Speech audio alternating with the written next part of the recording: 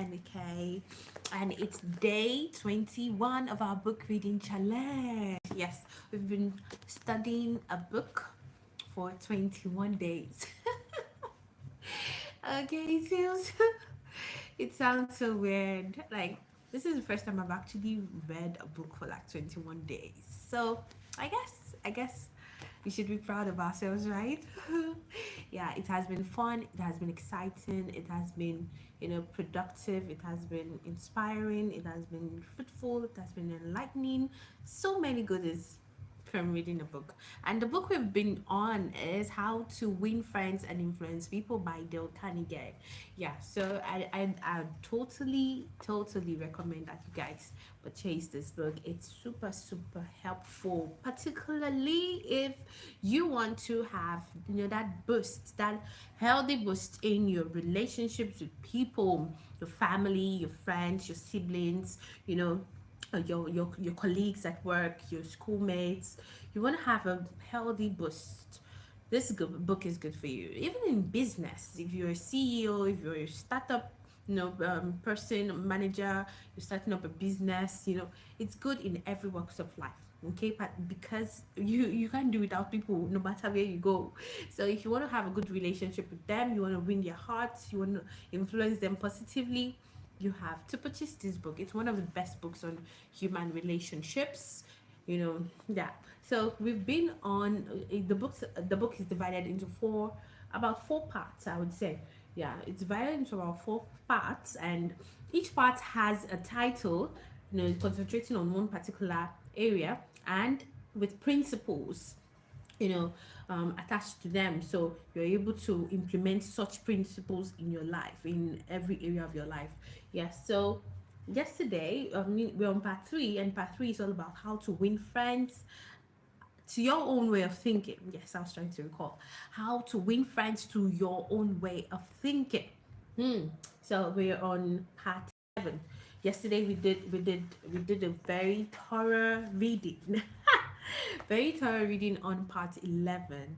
And part 11 is all about advertising yourself, advertising your ideas, dramatization. So I love the way Dale Carnegie puts it. The title he gives it. He gave it. I mean, it says the movies do it, TV does it. Why don't you do it? Yeah, so it's all about dramatization. So if you want to sell someone an idea, you want to sell someone, some a product, uh, your artwork, or you just want to let someone know that yes, you're good at something, or you want them to implement, an idea that you have. Dramatize it. That's what they kind of says. Why not dramatize it? You see people who are. I'm sure you guys, okay, many of us might relate to Shark Tank, where you're able to, come out, people come, so they meet a panel, and the panel is able to, vet how good their products are, all those kind of things, and the person has to look for ways to be able to entice them, to be able to, captivate them, and to make sure that yes, they are worth investing on. So it's something like that. Okay, so if you watch, if you're someone who uses many of the YouTube apps, or if you use any app at all, you always come across advertisements, and you see the way, particularly on YouTube, it has all the video. You see all the video presentation, and they want to advertise a soap, they want to advertise, a cream or a lotion, they want to advertise baby toys, they want to advertise this, advertise that. You see some sort of dramatization. They want it to be so catching, eye catching, that will make the audience mesmerized. Yeah, so that's what Dale Carnegie is trying to, enlighten us on. Enough of the talking. Dramatize it. Do it in a way that, oh, okay, it will make them feel involved, to make them feel like, oh, I feel like I should be a part of this. I love being a part of this. I want to be a part of this, to make them participate. So, yeah. So dramatize it, dramatize it, dramatize it. So that's what Dale Carnegie says. Dramatize your ideas, make yours unique, make it, simple but memorable. Yeah. That's the word. Simple but memorable. Yeah. So if you're someone who has, if you have, you know, an artwork that you want to, you have an artwork you want to sell to someone, to a prospective buyer, dramatize it, make it alluring. Okay, yeah. So it works in business. It works very well in business. I mean, in our world today with technology and all AI, artificial intelligence. Oh my God, dramatization is the in thing now. Yeah, is the in thing. Imagine someone who came up with AI as a whole, the whole artificial intelligence. Just the idea, you have an idea. Okay, I want to be able to introduce this sort of technology to the world. It's not just about speaking. You have to be able to, implement it in a way. You have to be able to show it off in a way that when people see it, they'll be like, wow. So when you're just explaining yes, we know what artificial intelligence is, but what can we see? you know, Let us see something. Prove to us that okay, this thing is what me buying, is what me investing on. So that's where people started coming. You see them creating a robot, and you see that the robot is able to dramatize. You're able to control the robot in a way that the robot asks you questions that you didn't a human being doesn't even ask you. So there's no how someone will not want to buy that robot. To be like, what? This robot is intelligent. So you have to dramatize it. It doesn't have to be only theoretical on paper or just talking and talking and talking. We're tired of the verbal expressions. Give us something we can see. Why am I taking this so personal? Anyway, so yeah, so that was all about principle 11 of part 3. Dramatize your idea. So if you feel like you've been talking and talking and trying to cajole someone with just words for a long time and it's not working, try this approach, dramatization. Yeah, so that's what Dale Carnegie tries to tell us. So we're going to go to principle 12. Principle 12. So as usual, I'm going to go off mic and just have fun with my book, just try to learn something new today, invest in my mind. So I hope you're doing that with me as well. I really, really hope you're doing that with me as well. Let's do it together. Let's do it together. We are all accountable to each other. If we want to do this, we have to be accountable to each other. So that's why we're here. So let your phone do the watching for once. Okay, you've been scrolling all day. Pause and pick a book and just one chapter. Just one chapter a day. You know what our slogan is? A chapter a day keeps ignorance away. A chapter a day keeps ignorance away. A chapter a day keeps ignorance away. A chapter a day keeps ignorance away. All right, so I'm going to go off mic and I'll talk to you soon.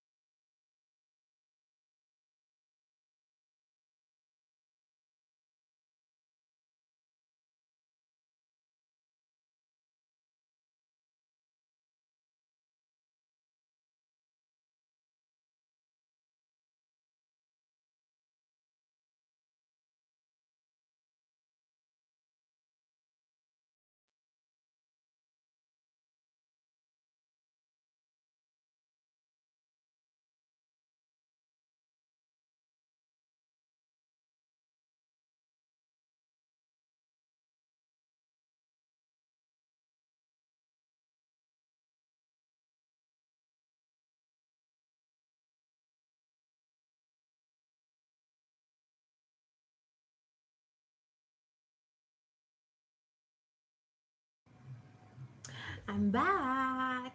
Yay, yay, yay, yay. It was a short one. Yeah, it was a short one actually. I think just just this just this alone, the principle was a short one. Let me see if it's the final principle for part three. Yeah, it is. It is. It's the final principle. So in the whole of part three, we have like 12 principles. So I'm going to give short explanations on the 12 principles. Yeah. Um. So for okay, let me just start. Should I start from? Let me just stay here. Okay. Before I do the summary. So for part 12, um So for part 12, I mean for principle 12, it talks about throwing down a challenge. Okay, so if you've got people, if you're a team leader, you've got people you work with, or sometimes, particularly at the workplace, or even if you're a teacher, okay, if you're working with people, if you're someone in charge of people, or people, yeah, not people.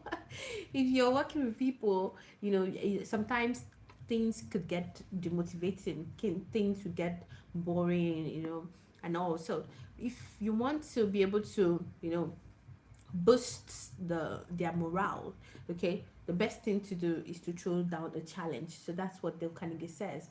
One of the best things to do, to be able to motivate them, is to throw down a challenge. So he illustrates, gives an example of a manager, who was having issues with trying to motivate his workers they work in a mill factory. Mill, that's mill, mill factory. So the CEO of the factory has been on the manager's neck, like, why are things getting slow? Sales are getting slow, productions are getting slow. What's going on? And the manager was like, oh, I've tried all sort of things with them, with the workers. I've threatened them. I've tried to, I've threatened them. What did he say he did again? He threatened, he cursed, he all sort of things to be able to make sure that they produce more. Productions are more higher than it is. But he said nothing is working. They're just there. They're just doing what they want to do. So the CEO was like, okay, let's try this then. So he took a chalk from the manager and he asked, all right, how many stuff have you guys done today? And they said 6. So he drew down 6 on a very large place on the ground. He drew a large 6. And so when the day shifts, yeah, the day shift was over and the night shift were coming in. The night shift, no guys, the workers were asking the day shift guys, what is this number on the floor? Like, what does it mean? What happened here? So the day shift workers were like, oh, our boss came in today. That means the high boss came in today, and he asked how we're doing, and well, we told him this is what we're able to achieve today, and he wrote it on the floor. So the night shift workers were like, okay. So the next day, the day shift workers came to find the night shift workers that they have changed the number on the floor. They've changed the number to 7. And the day shift workers were like, oh, so these guys are trying to, you know, get better than us. They want to cause trouble with us, okay? So they did more than that. And when the night shift guys came in again, they saw a 10, so it kept going up like that. So what Dale Carnegie tries to explain to us is that if you want to motivate people, if you want to, boost their morale, you have to try in a challenge. It's not all about just make them do something. You want to make them excel. It's a principle that can help them to excel. Okay, it's not just because you have ulterior motives behind it. No, you want them to excel. You want the people you work with to be productive. You want them to become the better part of themselves. So throw in a challenge. Okay, actually, even though we've abused the word competition in our time, you know competition can really help, like healthy competition really helps because you are able to, get better, do better when you see others trying to do better than you. Okay, so it pushes you. So it's a kind of a good pressure it adds on you. Okay, so a healthy competition really is really good. There's some boundaries you have to put in place, some policies you have to put in place, but if you have a healthy competition in wherever you are, it really helps. It helps. Yeah, so that's the principle. So just in a nutshell, I'm gonna just call out the principles. So, winning people to your own way of thinking. These are the principles you can apply, implement in any area of your life. So, principle one: the only way to get the best of an argument is to avoid it. All right. So, if this is all about arguments, if you find that someone is refusing to agree to your opinion, and all those things, or if someone is coming directly to you trying to interrogate you about a question, the person is trying to provoke you. Some people might be trying to provoke you, they want to trigger you. Okay, so Dale Carnegie says the best way to win an argument is to avoid the argument and just discuss. Just tell the person, okay, sit down, let's discuss, let's rub ideas. Okay, even if I don't accept it, I know I'm going to learn something from you. That's all, period. So don't get into an argument, start raising voices, start being defensive. Oh no, the fish doesn't live in water. Yes, the fish lives in water, blah blah blah blah blah, blah. And before you know it, things go out of hand. So the Carnegie says avoid arguments and just have normal conversations. If you disagree with each other, fine, you can come back to the topic the next time. I love that rhyme. All right, so principle two: show respect for the other person's opinions. Never say you are wrong. Never use that sentence. Okay, so whenever you're with someone, someone is trying to express themselves to you or trying to give you, political viewpoints, you don't say, oh, you're wrong. Don't say, oh, your opinions are weird, they're bizarre, and they're not relevant. No, never say you are wrong, because you're not right either. You're not the perfect person either. You've got flaws. You've got who says you're right? So even if you're right, you shouldn't tell someone you're wrong. So that's what Dale Carnegie says. Okay, try to show respect for the other person's opinion, be it bizarre, be it weird, be it irrelevant, be it absurd. Whatever it is, try to show respect that, okay, I understand. Hmm. Okay, so never say you're wrong. Principle three: if you're wrong, admit it quickly and emphatically. I love this one. I love it because it's something that I don't do. It was like a challenge to me. If you are wrong, admit it. Yeah, so it's something that I had to implement in my life as well. Like whenever I'm wrong, I that pride, like how do I say it that I'm wrong? Like, so you have to beat that. Yeah, you have to. You have to. So if you're wrong, admit it quickly and explain why you think you're wrong. Okay. Now, principle four: begin in a friendly way. Yeah, always start conversations, start discussions in a friendly way. Okay, quit complaining, quit condemning, quit criticizing. It doesn't go anywhere with you or with them. It won't. You only end up making enemies than friends. So begin conversations in a friendly way, polite way, respectful way. Be it with a young person, be it with an old person.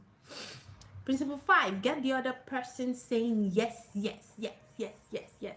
So even if the person doesn't agree with you, okay, ask questions that will make the person be like, okay, yes, yes, yeah. And then before you know it, they're feeling your point already. So get the other person to say yes, yes immediately. Okay. Yeah, so don't you can't impose your ideas, you can't impose your opinions on people, but you can ask them questions that would be like, yes, yes.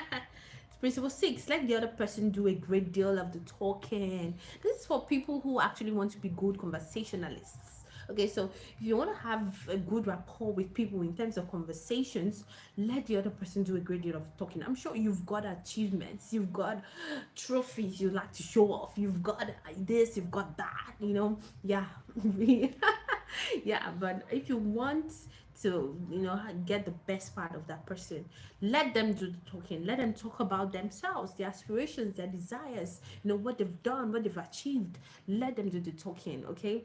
Then you come up with questions in between. Oh wow, tell me more. Yeah, that's it. And the person feels safe with you. Next time they're coming, they'll want to talk to you again, not run away from you. Okay, so next is principle 7. Let the other person feel that the idea is his or hers. Let the other person feel like the idea is his or hers. Yeah. So if you're trying to sell something to someone, okay, give them the opportunity to pitch in their thoughts, their opinions, what they would like to change, what they would like to add, what they would like to edit or remove. Yeah. So don't just bring a perfect whole thing and be like, yes, buy it, it's good, it's got these advantages. They might not really budge.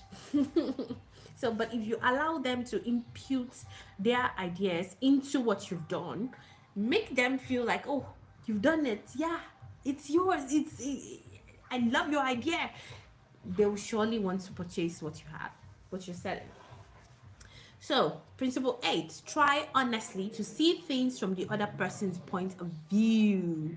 Try your best to see things from the other person's point of view, okay? Yeah, so do not just rush in and be like, oh, my point, my view, my this, my that. Make sure that you're, just try to see why are you doing what you're doing? Try to understand the person, okay? So even if what the person is doing doesn't sound logical to you, try to just become and try to understand why they're doing it, okay? Do it with them. If you do it with them, you'll be able to understand. I'm sorry, I'm raising my voice. I'm getting too passionate about it. Yeah, so if you want to be able to understand people, do it with them, do the activity with them. you know you're always wondering why your wife or your child likes to do an activity and you feel like it's not helping, you feel like it's not logical, but they are doing it and they love what you're doing. They love what they're doing, like it's really affecting them positively. Then why not engage in the activity with them and begin to find out why they love it, so be sympathetic. Principle 9. Be sympathetic with the other person's ideas and desires. Be sympathetic. Okay? Show some sort of sympathy. When someone brings an idea or they tell you, oh, I wish show sympathy. Don't just be like, what? Why? No, don't interrogate. Don't criticize. Don't condemn. Like, you must be foolish to be saying something like that. No, don't do that. Or you'd be like, no, you're wrong. Don't do that. Okay? Sympathize with the person first. Start in a friendly way. Sympathize with them. Oh, wow. I see. Yeah, I think I agree with you on that. Yeah. Oh, I'm so sorry that you had to go through all this. Those kind of words will make the person feel safe with you to express more, you know. Yeah, so principle 10, appeal to the nobler's motive. So this one is quite tricky, yeah, because if you want to, if you want to make someone do something, okay, you have to try to talk to them, in a way that will trigger that noble part of them, that good part of them. Every human has a good part and a bad part, okay? Yes, so even for someone who displays bad characteristics all day, every day, there is a good part of them. A good part of them. There's a part of the Bible that I love that Jesus says, even a father who is wicked will still provide bread, will still provide food for his kids. Even a father, even a parent who is the most wicked in the world will still provide bread, food for his kids. Okay, so there's a good part of someone. Okay, so you just have to look for a way to bring it out. appeal to that part of them. You know, that's what principle 10 is about. So, principle 11, dramatize your ideas. Yeah, dramatize your ideas. If you've done a lot of talking and it's not working, dramatize your ideas. I love the way rhymes are coming out of my lips. Yeah, so the last principle which we studied today is throw down a challenge. Yeah, pushing some sort of competition in order for you to, if you want to, if you desire productivity, if you desire, you know, fruitfulness, throwing some sort of competition, particularly if you're working with people, you're a team leader, you're a business owner, you want more productivity, throwing some sort of challenge. People love to be challenged. It brings out the good part of them, it brings out their potentials. Yeah, so that's all for tonight. Yeah, it was an amazing time. I pray I'll be able to, implement these principles, in some areas in my life. I love the principles. So, so, so relatable and so easy to understand and implement. All right, so thank you so much, guys, for doing this with me. It was an amazing time once again. I hope you're able to do yours too. Okay, like I always say, even if you don't have this book, you can purchase a book. You can purchase a book, or you can pick up a book in one of your bookshelves. And just read a chapter. It really helps your mind, helps you to relax, help you to digest your food, your dinner. Helps you to, you know, relieve yourself of that stress, that tension of the day. Yeah. So I'll see you tomorrow once again. Yeah. Take care of yourself. God bless you. God be with you and your family and everyone that connects with you. And never forget, your mind is formidable.